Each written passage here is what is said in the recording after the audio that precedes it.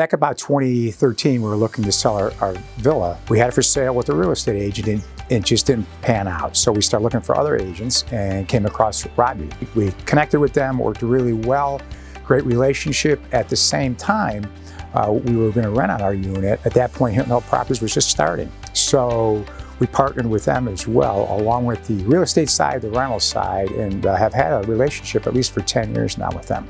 Understood our needs, what we were looking to do, because at that time we were looking to sell and then purchase another villa. It took us about 18 months or 2 years to find the right one. So they worked with us over that time period, not pressuring us, knowing exactly what we wanted to find the perfect fit for us.